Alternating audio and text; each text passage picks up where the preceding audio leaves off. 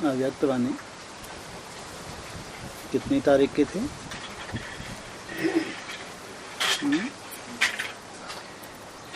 20 मार्च। सार था अपना अव्यक्त स्वरूप सदा काल का बनाओ।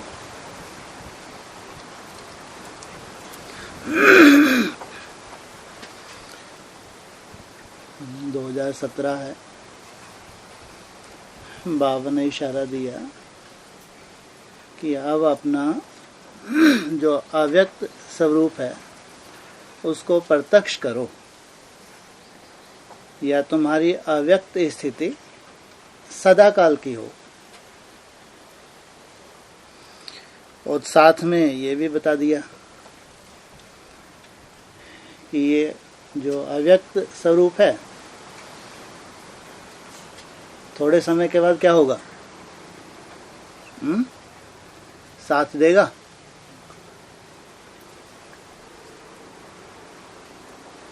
ये जो अव्यक्त स्वरूप जो तुमको अभी तक सहयोग कर रहा था, अब इसका सहयोग नहीं मिलेगा।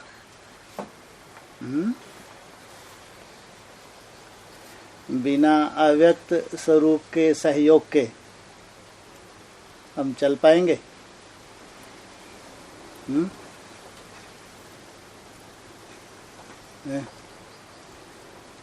फिर तो कोई मतलब ही नहीं रहा।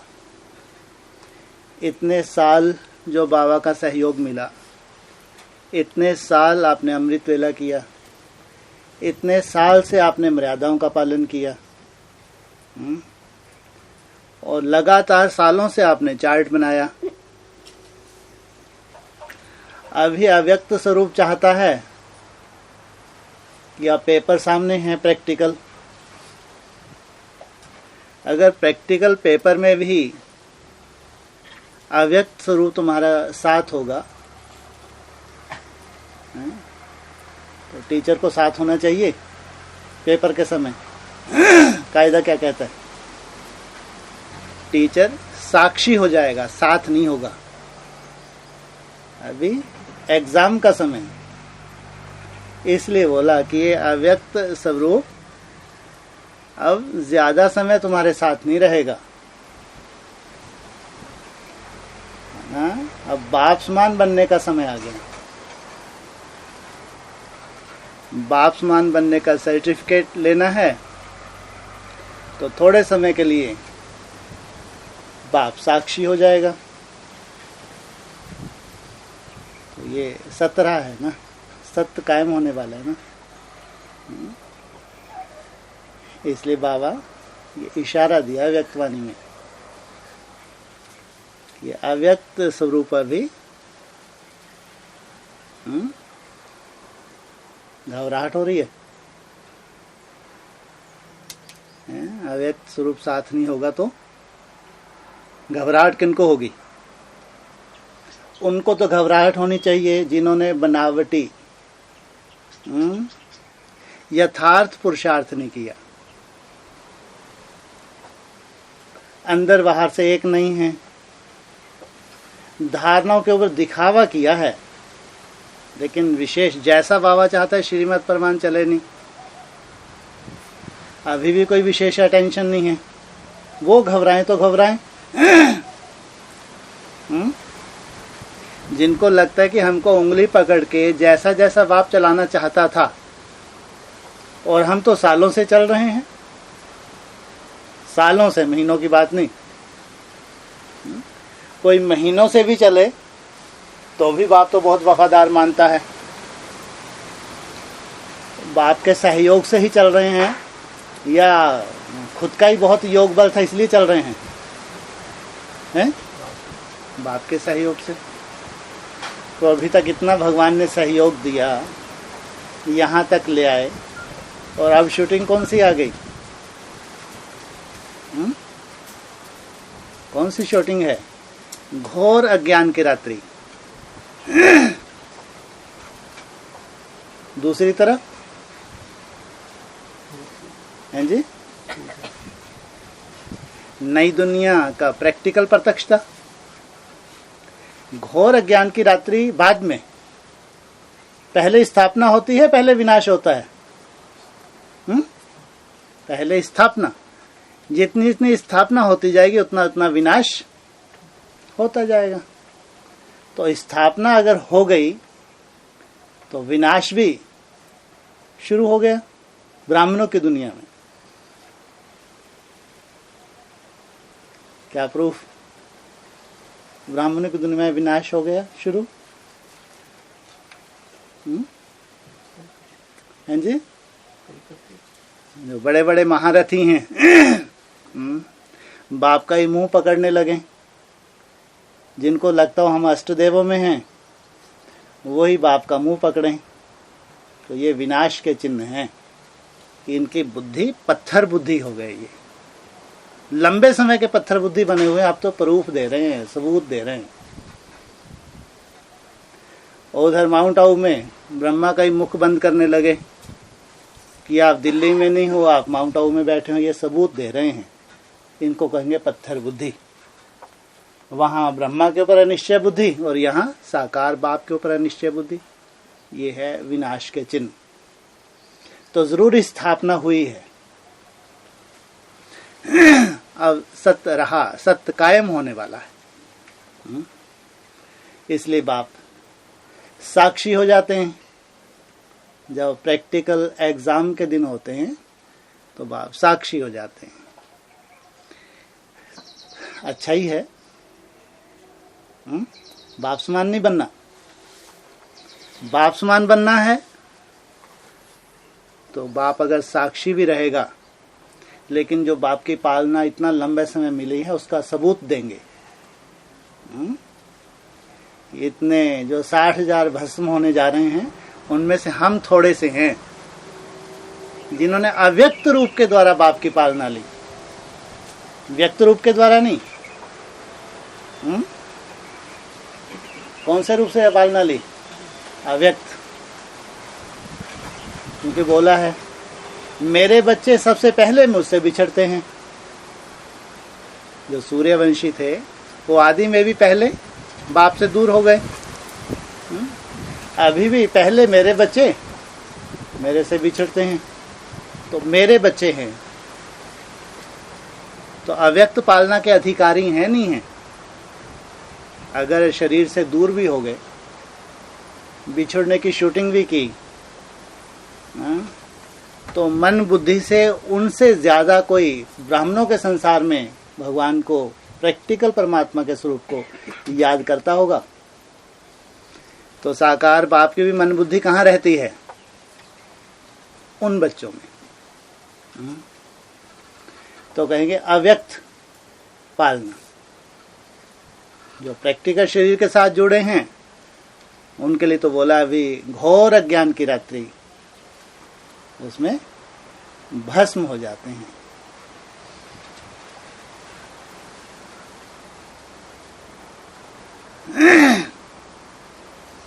होना चाहिए पेपर तैयारी। नेपाल के से डिस्कशन हो रही थी अभी। क्या बताया? नेपालियों के ऊपर कभी किसी ने आक्रमण किया? क्या बोल रहे थे? क्यों? क्यों रक्षक है? आक्रमण क्यों नहीं किया? पहले ये बताया बाप ने। वो सदा ऊंची स्टेज पे रहते हैं। जो सदा ही ऊंची स्टेज में रहेंगे उनके ऊपर कोई आक्रमण होगा माया का? अरे देहभान से नीचे रहते ही नहीं है। देहभान के ऊपर रहते हैं। ज्यादा से ज्यादा मेहनत कौन सी करते हैं? मैं ज्योति स्वरूप आत्मा हूं। तो जो बेहद के नेपाली हैं वो तो दिन रात बाप को याद करते हैं, आत्मिक स्मृति की प्रैक्टिस करते हैं। उनके ऊपर कोई अटैक कर सकता है? फिर बाप की जिनके ऊपर छत्र छाया हो, वाह, तुमको तो ये बहुत नशा होना चाहिए। जो बेहद के नेपाली हैं उनको इतना नशा होना चाहिए कि हम भगवान की छत्र छाया में हैं। हमारा तो बाल भी बांका नहीं हो सकता है? कुछ त्याग भी तो किया होगा है? ऐसे 4.5 लाख को लगता है कि हम सूर्यवंशी हैं। 60,000 जो भस्म होने वाले हैं वो भी छाती ठोक के बोलते हैं हम सूर्यवंशी हैं। लेकिन खास जो नेपाली हैं उनको अगर नशा है तो क्यों? कुछ त्याग है? नहीं है? नहीं है, कोई त्याग नहीं है। वैसी छत्र छाया दे रहा है बाप। आपको तो भगवान ने एक सिस्टम में बांध दिया, सिस्टम में। आपको कैसा बांध दिया? एक स्नेह के सिस्टम में, स्नेह की डोर में बांध दिया। आपकी दिनचर्या कितने बजे से शुरू होती है? 1-2 बजे से। 1-2 बजे से ऑफिशियली आपकी दिनचर्या शुरू हो जाती है। और कम से कम कितने बजे तक ऑफिशियली? अगर थोड़ा सा अटेंशन दें तो पूरा सफल कर लेते हैं करने वाले। कितने बजे तक? हैं जी? अमृत वेले तो कम से कम 4 बजे तक। उसके बाद 5 से 8 क्लास। अगर थोड़ा सा भी अटेंशन दें तो ये 1 से 8 बजे तक थोड़ा सा अटेंशन। अगर इसमें कोई कर्म भी है तो वो भी एक दिनचर्या उसकी फिक्स है। अगर थोड़ा सा अटेंशन दे वो आत्मा सहज कर्म योगी यू भर सकती है। 7 घंटे। दोपहर में कोई काम धंधा थोड़ी होता है। 12 से 2 आप अननेसेसरी व्यस्त रहें। कभी कभी बिजी रहते हैं, बात अलग। लेकिन ये जो 2 घंटे हैं 12 से 2 क्लास के, इसके लिए तो कोई बंधन नहीं है। कितने घंटे हो गए? 9। और 1 घंटा शाम को नुमा शाम 7 से 8, 10 बस। लेकिन तुम संतुष्ट नहीं होते। तुम तो क्लास में भी नहीं आते। कितने घंटे चाहिए तुमको? 12। जबकि मुरली में तो बाबा ने अभी 8 बोल दिया, क्योंकि बाबा को मालूम है कलयुग की शूटिंग आ रही है। जब मैं साक्षी हो जाऊंगा थोड़ी मेहनत तो लगेगी ना। जब बाप साक्षी हो जाएगा तो थोड़ी बहुत मेहनत लगे, नहीं लगेगी? तो बाबा को तो 8 घंटे भी अगर तुमने मेहनत कर ली, मेहनत बीज रूप अवस्था नहीं, अव्यक्त स्थिति बोल रहे हैं लास्ट अव्यक्तवाणी में, तो बाबा को तो उसमें भी तुम्हारी सुरक्षा दिख रही है, सुरक्षा, सेफ्टी। लेकिन यहाँ तो 10 घंटे तो तुम्हारी ऐसी दिनचर्या बांध दी कि थोड़ी सी अगर तुम अटेंशन रखो तो ये 10 घंटे तो तुम्हारे हाथ में है। और 1-2 घंटे की तुम और कर्मयोग की मेहनत करते हो, तुमको लगता है पूरा वीक सफल हो गया, अब क्लास अटेंड करेंगे। तो एक सिस्टम में भगवान ने ही तुमको बांध दिया। ये भी तो त्याग है। जहाँ अमृत वेले के नामो निशान नहीं है, वहाँ तुम्हारी दिनचर्या में आ गया। दिनचर्या में या मेहनत लगती है? हाँ, अरे उठना पड़ेगा, आज फिर उठना पड़ेगा, ऐसा तो नहीं लगता है? एक दिनचर्या में आ गया। तो अगर बाप साक्षी भी होता है तो तुम्हारा फाउंडेशन इतना मजबूत बना दिया भगवान ने, या बाप को चिंता नहीं। बाप को जो स्थापना करनी थी कर दी।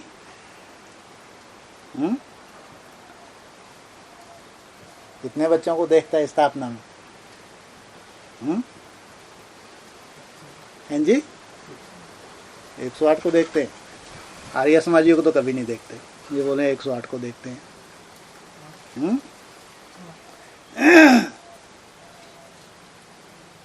कितनों को देखते हैं? हैं जी? 60-70 को एक साथ देख लेते हैं 2017 में। ये है सत्य कायम होने जा रहा है। 18 में प्रत्यक्षता हो गई। सत्य कायम होने के बाद की प्रत्यक्षता है। अब उसमें कितने बचेंगे वो बात की बात। अभी बाबा के सामने 8 और उनका परिवार, क्योंकि एक स्टार में राजधानी समाई हुई है ना। तो इतना तो भगवान ने कम से कम उनको पालना दे दे के इतना तो सक्षम कर दिया होगा, बाप को कॉन्फिडेंस है, अब स्थापना हो गई। और फिर भगवान ने इसीलिए तो ये चाहा। उससे पहले जो अव्यक्त वाणी चली थी, क्या चाहते हैं, तुम्हारा चेहरा कैसा हो, सदा मुस्कुराता हुआ, क्योंकि वो त्रिकालदर्शी बाप जो तुम्हारा भविष्य देख रहा है, जो तुमको अभी नहीं दिख रहा। इसलिए अगर तुम इतने निश्चय बुद्धि हो कि भगवान ने मेरा भविष्य जो लिखा है वो भविष्य मेरे और सबके सामने आने वाला है, फिर तुम छोटे छोटे अगर माया के कोई रूप हैं भी, अंतिम रूप कहो, तो उसमें तुम्हारा चेहरा मुरझाना चाहिए।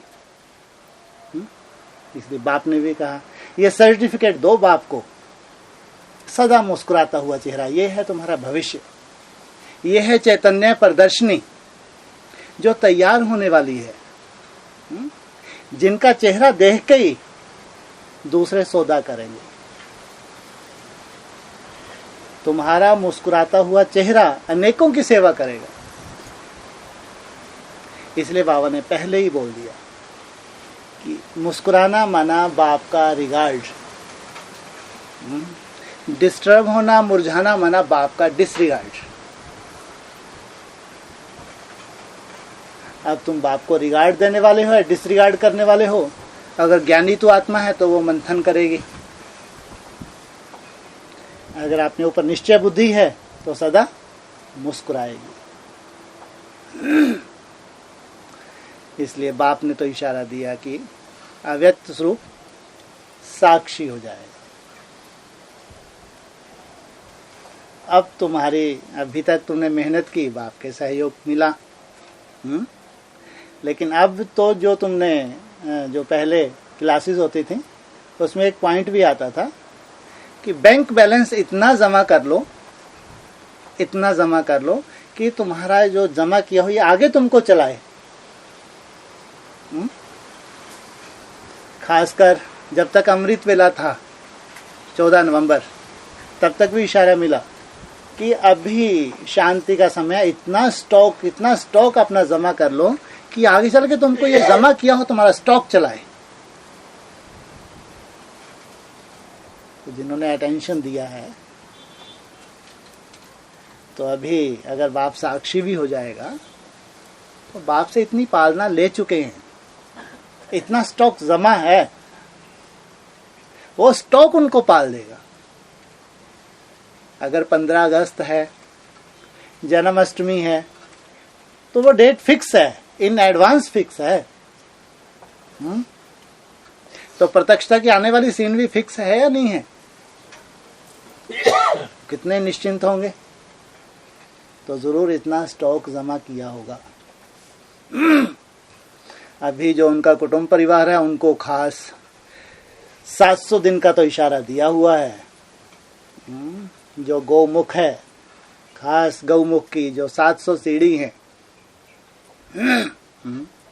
वो 700 सीढ़ी, वो 700 दिन का पुरुषार्थ, वो जो गौमुख है चैतन्य, कहाँ है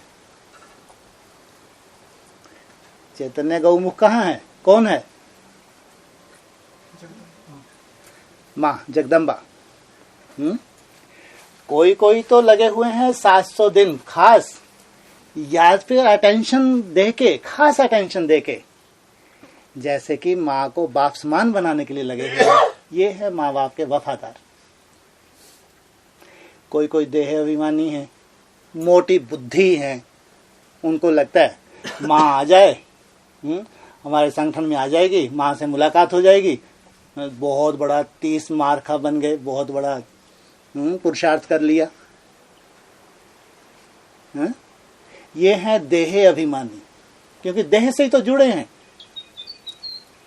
इन्होंने सूक्ष्म रूप में जो कार्य कर चल रहा है उसको तो पहचाना ही नहीं। तो यहाँ देह का कोई कनेक्शन है क्या कि माँ आ जाए, माँ से मुलाकात हो जाए तो बहुत बड़ा, जैसे कि पहाड़ तोड़ लिया। जो सूर्यवंशी हैं इसको तवज्जो देंगे, कि जल्दी से आके माँ से मुलाकात करें, जबकि आज की डेट में माँ से मुलाकात होना कोई बड़ी बात है क्या? फोन से बात होना कोई बड़ी बात है क्या? सूर्यवंशी कभी भी ये देह अभिमान की बातों में नहीं आते। उनको जो लक्ष्य मिला हुआ है, सबसे बड़ा जो लक्ष्य मिला है, जो योगी ही कर सकते हैं, कौन सा? भोगी नहीं कर सकते, योगी कर सकते हैं और करके दिखाएंगे। कौन सा? प्रकृति का परिवर्तन। स्नेह की भूखी है, स्नेह की। स्नेह नहीं मिलता कहीं से भी, सब काली के रूप में देखते हैं। जो योगी हैं वो हैं सच्चे स्नेही, जो बैलेंस रखने वाले हैं माता पिता का। इसलिए कहा योगियों के द्वारा प्रकृति का परिवर्तन होगा। ये भोगी नहीं कर सकते, भोगी सोच भी नहीं सकते।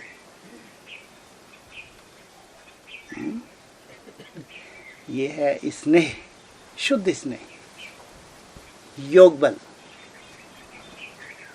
700 सीढ़ी की बात की, इसलिए हमको कोई ये इंतजार है क्या 17 में मुलाकात हो जाए, 17 के अंत तक मुलाकात हो जाए, 18 के शुरू में मुलाकात हो जाए? हाँ, ये विधर्मी हैं, विधर्मी, विदेशी। हम तो अपना कार्य जो भगवान ने कार्य दिया है, योग बल से प्रकृति का परिवर्तन, ये है 700 सीढ़ी। जो राइटियस बच्चे हैं वो एक एक सीढ़ी रोज चढ़ रहे हैं। एक दिन माना एक सीढ़ी। याद के ऊपर विशेष अटेंशन देके एक एक सीढ़ी ऊपर चढ़ रहे हैं, ये कार्य कर रहे हैं। असंभव जो दुनिया, ब्राह्मणों की दुनिया के लिए असंभव है, ये संभव करने जा रहे हैं। इसलिए सत्य तो कायम हो जाएगा 17 में। तुमको वायुमंडल और पावरफुल भी मिलेगा, इसकी भी चिंता मत करो। अगर अव्यक्त रूप साक्षी भी हो जाएगा तो जो समान बच्चे हैं बाप समान बनेंगे, तो वायुमंडल तो पावरफुल मिलेगा ना। और जो तुमने बीड़ा उठाया है, ये भी भगवान की दी हुई ड्यूटी है।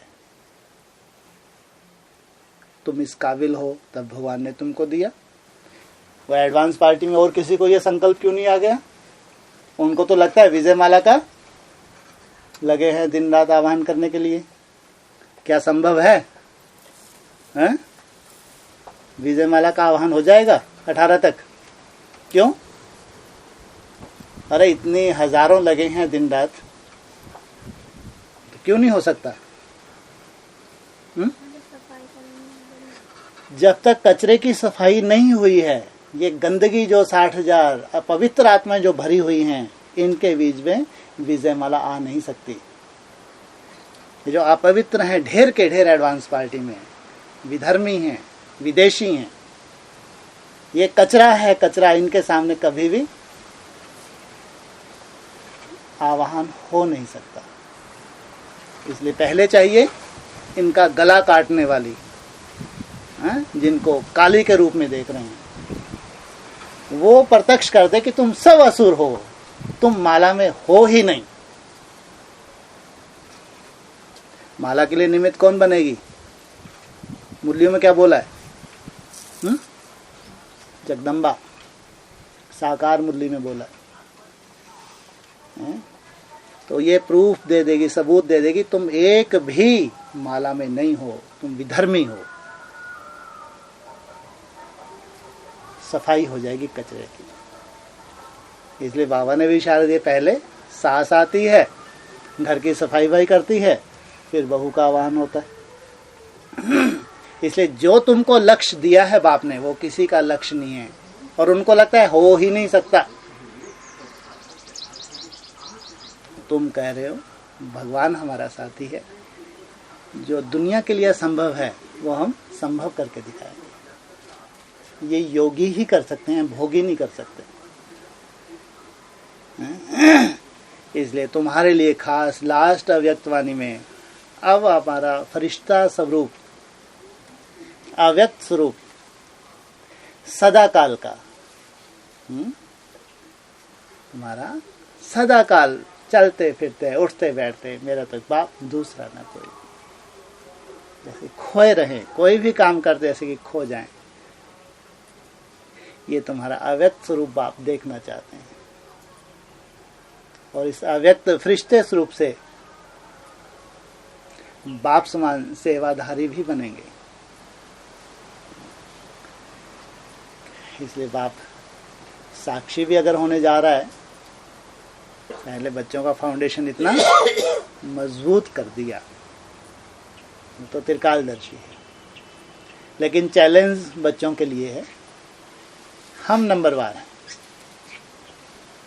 अगर बाप साक्षी भी होगा तो आप चैलेंज कौन स्वीकार करेंगे? हम बच्चे, क्योंकि हम नंबरवार होने वाले। अब हमारी मेहनत है ना, और मुस्कुराता हुआ चेहरा, माया कभी भी तुमको, तुम्हारे चेहरे को अगर मुरझा जाए तुम्हारा चेहरा तो रिगार्ड या डिसरिगार्ड। इसलिए बार बार क्लासेस में ये इशारा दिया जाता है कि जो तुम मेहनत कर रहे हो लंबे समय से की और अभी भी, मेहनत का फल। इसलिए मनसा की परवाह बिल्कुल नहीं। मनसा में कितने भी तूफान आए, लेकिन कर्म इंद्रियों से कोई भूल ना हो, कोई हिसाब किताब नहीं बनता। इसलिए शूटिंग पीरियड की भी पहचान हो, अव्यक्त वाणियों में जो इशारे मिल रहे हैं उसकी भी पहचान हो, और फिर जो सत्य कायम होने जा रहा है इसकी भी पहचान हो। इसलिए खास नेपालियों के लिए जो बाप की छत्र छाया का इशारा मिला है, नेपालियों के ऊपर तो खास बाप की छत्र छाया है। जो छत्र छाया में है सदा ही रहते हैं, उनको माया छत्र छाया से दूर कर सकती है? कभी नहीं कर सकती। इसलिए 17 का जो लक्ष्य है वो तो अपनी जगह है, 700 सीढ़ी अपनी जगह है, 15 अगस्त अपनी जगह है। अभी जो महाशिवरात्रि की जो वाणी चली थी, आखिरी लाइन क्या बोल दी? दीपावली मुबारक।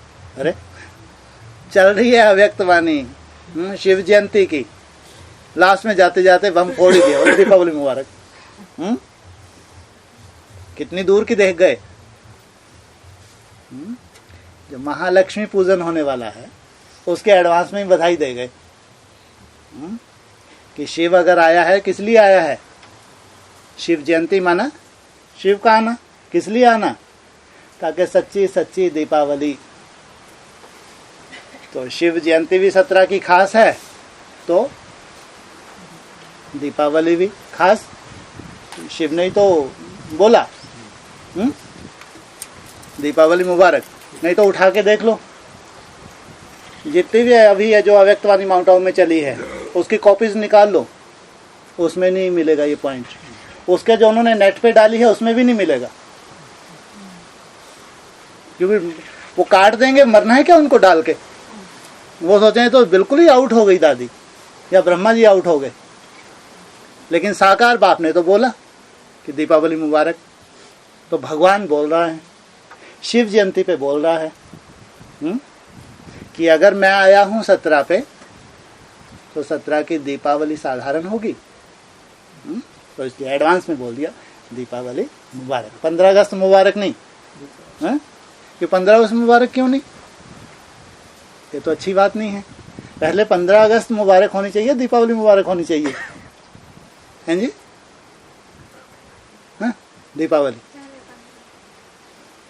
क्या होना चाहिए? अरे पहले 15 अगस्त की कोई मुबारक नहीं, जन्माष्टमी कोई मुबारक नहीं देता कि अच्छा बच्चा पैदा हो गया, बहुत बढ़िया सुंदर है, नई दुनिया आ जाएगी, कोई मुबारक नहीं देता। देखो कितना अजीब है। देनी चाहिए ना, भारत आजाद हुआ तो बधाई देनी चाहिए। हाँ, जन्माष्टमी आ गई, नई दुनिया आ गई तो बधाई देनी चाहिए। बधाई दी सीधी क्यों?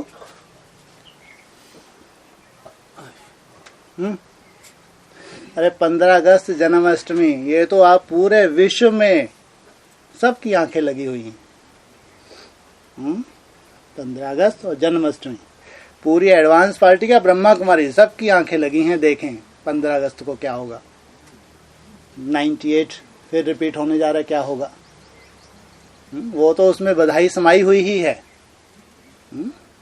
लेकिन खास बाप आया है अपनी शिव शक्तियों को प्रत्यक्ष करने के लिए। शिव बाप खुद प्रत्यक्ष होगा नहीं, शिव की शक्तियां बाप को प्रत्यक्ष करेंगी। दीपावली यादगार महालक्ष्मी और शक्तियों का यादगार है, अनेक दीपक जलने का यादगार है। इसलिए शिव जयंती पे बोल दिया दीपावली मुबारक। तो 700 सीढ़ी में ये तो कुछ साइड सीन्स, सुंदर सुंदर नज़ारे हैं जो बीच बीच में हैं। जैसे कहीं लंबी यात्रा पे जाते हैं, बीच में अच्छे अच्छे सीन्स होते हैं, सुंदर सुंदर, तो जर्नी का भी मज़ा आता है ना। तो जर्नी कोई बहुत बोरिंग नहीं लगती, बहुत दूर नहीं लगती। ऐसे 700 दिन, 700 सीढ़ी जो हिम्मत रखे चल रहे हैं, तो उनको बीच बीच में ये सुंदर सुंदर नज़ारे हैं जो उनकी जर्नी को और ही सुंदर बना देंगे, एकदम हल्की बना देंगे। ऐसे उड़ते हुए जा रहे हैं, 700 दिन भारी नहीं लगेंगे। इसलिए ये इशारे हैं बाप के। इसलिए बाप भले साक्षी हो, लेकिन इतना है, अगर साक्षी होने जा रहे हैं तो फाउंडेशन बच्चों का कैसा बना दिया, एकदम मजबूत। माया कहीं से भी बुद्धि रूपी पांव को हिला नहीं सकती, बाप से दूर कर नहीं सकती, पक्का है। इसलिए 8 हैं, उनके वाइब्रेशन उनकी रचना में भी हैं। त्याग का ही फाउंडेशन है उनका। जैसे 8 का फाउंडेशन त्याग का होगा, विशेष रूप से त्याग का होगा, या त्याग नहीं होगा, तो उनमें जो समाये हुए हैं उनकी रचना वो भी कैसी होगी, त्यागी होगी, तपस्वी होगी। कौन सा महीना आ रहा है, भयंकर गर्मी पड़ती है, बताते हैं मई में बहुत गर्मी पड़ती है। रोहिणी नक्षत्र खास होता है। सूर्यवंशी स्थूल रूप में भी तपते हैं, और प्रकृति का विकराल स्वरूप उनकी तपस्या को खंडित करता है। किसी भी तरह का, बहुत अति की सर्दी हो, अति की गर्मी हो, अगर तुम्हारी तपस्या में अंतर आ गया तो कहेंगे प्रकृति जीत, तुमको लगे बहुत ज्यादा गर्मी है, थोड़ा सा कहीं शांति से जाके बैठ के वहां याद करूं। सूर्यवंशी हो और धर्म में कन्वर्ट, तो थोड़ा सा शेल्टर चाहिए तुमको। इतना तो नहीं सहन होगा। हाँ, इसमें तबीयत खराब होने के चांसेस हैं।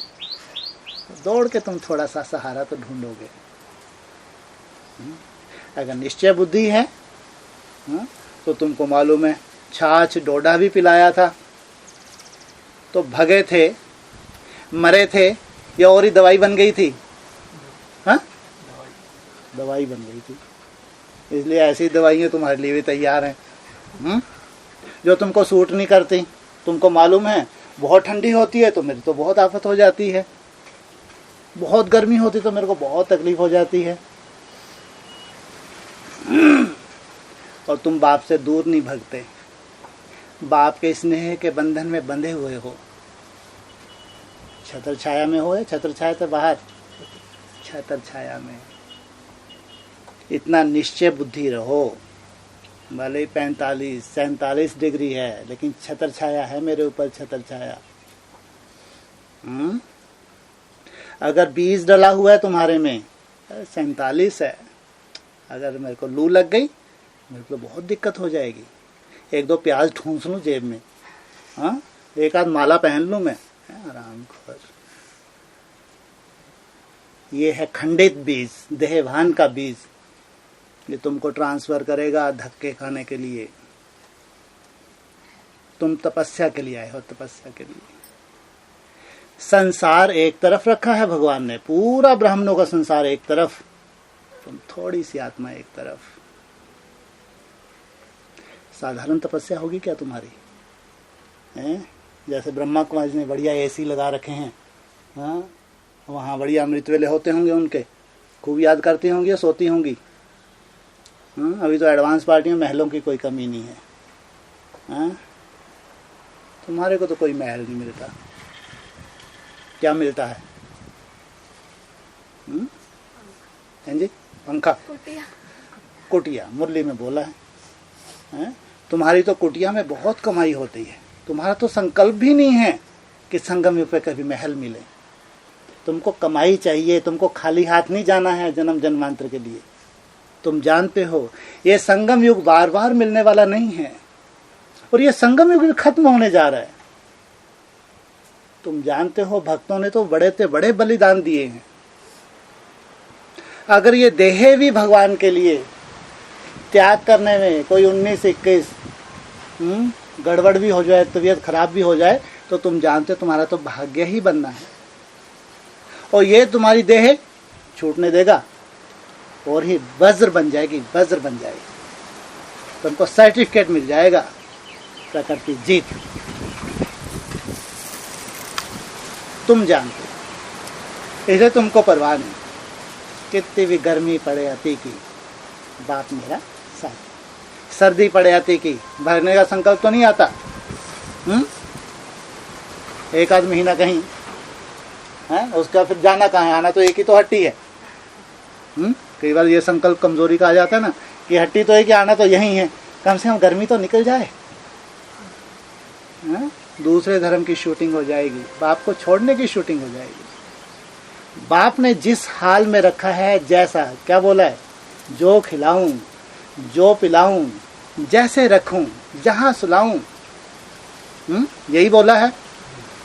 या जैसा मैं चाहूं, या चाहूंगी, या चाहूंगा, जो मेरे को सूट करता है, ऐसा तो नहीं बोला। 60,000 के लिए बोला क्या ये? 60,000 के ऊपर तो ये लागू नहीं हो सकता। लेकिन कोई खास बच्चे हैं जिनके लिए मुरली का पॉइंट है, जो खिलाए, जो पिलाए, जैसे रखे, सदा हाजिर।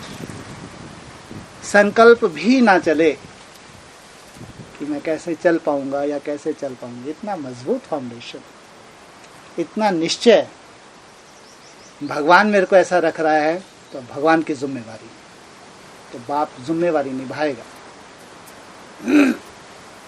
तो जरूर वो शूटिंग हो जाएगी जन्म जन्मांतर की। हमको बाप से दूर नहीं रहना और बाप हमसे दूर नहीं रहेगा। और संगम युग पे जो तुम सुख देखोगे, तुम अब भी जो शुरू होने वाला है, तुम तरस जाएंगे विदेशी विधर्मी, सालों साल, महीनों की बात नहीं। जो तुमको सुख मिलने वाले हैं अभी, जो तुमने त्याग किया है, तपस्या किया, अभी शुरू होने वाले हैं तुम्हारे सुख। ये सालों साल तरस जाएंगे, साल महीनों की बात नहीं, सालों साल, क्योंकि ये ऐसा हिम्मत कभी कर ही नहीं पाए। इनको बहुत बड़ा हमने धोखा। हमको क्या मालूम था कि थोड़े से त्याग का इतना बड़ा भाग्य होता है। अरे बाप रे, अगर हमको मालूम होते तो कुछ भी त्याग नहीं था। जो मैंने पीठ दिखा दी, तुम पीठ नहीं दिखाते, तुम्हारा भाग्य की नोंद है। यही है प्रैक्टिकल पालना, प्रैक्टिकल तुम्हारा स्वरूप, जो तुमको प्रैक्टिकल मिलने वाला है। इसलिए चिंता तो नहीं है गर्मी की, होने दो, 47-48 चलने दो। कोई बाहर से आके देखे, अरे तपस, लू चल रही है, इनको देखो, उस दोपहरी में इनको देखो। इनको ऐसा नहीं ऊपर फूस डाल लिया, गीला कर लिया, थोड़ा इनको कूलर मिल गया। कैसा भी वायुमंडल है, इनको एक ही चिंता है, कौन सी? चार्ज, भगवान की याद। और तुमको फॉलो किया है हठ योगियों ने। चारों तरफ वो आग लगाते हैं अपनी गर्मियों में भी, देखो जाके, पचमढ़ी चले जाना कभी। चारों तरफ इन दिनों में आग लगा लेते हैं, उस आग के बीच में बैठते हैं।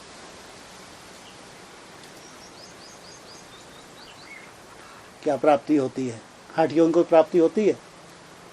तुमने भगवान के स्नेह में त्याग किया, तुमको तो जन्म जन्मांतर की प्राप्ति हुई। तुमने पीठ नहीं दिखाई, इसलिए तुम्हारा सुख सामने खड़ा है। नहीं तो सालों साल की बात करा, ऐसा नहीं 21, 22, 24 में आ जाएगा ये सुख। हाँ 28 के बाद मिलेगा, धीरज धर बनवा, मिलेगा। तुम्हारे त्याग के हिसाब से 28 के बाद मिलेगा। इसलिए पहले त्यागियों को, तपस्वियों को, धारणा युक्त आत्माओं को पहले उनको रखते हैं। उन्होंने किया है और वो प्रैक्टिकल दिखाएंगे भी। यहाँ हमको मिला है, हमने पाया। क्या पाया है? शिव भोला भगवान। ये भोलेनाथ के भोले बच्चे हैं, बुद्धि चलाने वाले नहीं हैं, चतरे नहीं हैं। जैसे बाप भोलानाथ, भोले बच्चे जिस रूप में जहां बाप चलाए, हाँ जी, इनके लिए हथेली पे स्वर।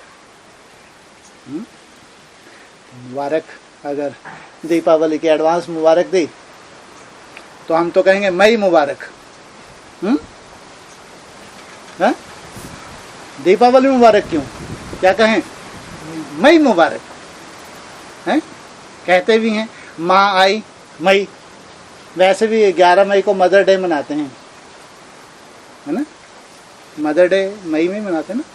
माँ आई, गोल्डन की तैयार है। गोल्डन की तैयार है, नहीं तैयार? गोल्डन की तैयार, मई सामने है। तो स्वर्ग हथेली पे है, दूर है, या 28 में है? हा? त्याग है, तपस्या है, तो हथेली पे स्वर्ग। दीपावली तो बहुत दूर है, तो मई मुबारक।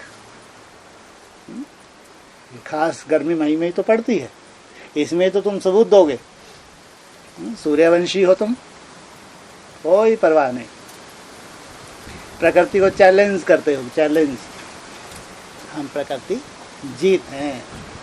प्रकृति का विकराल से विकराल स्वरूप भी हमारी तपस्या को टस से मस करने का। ओम शांति।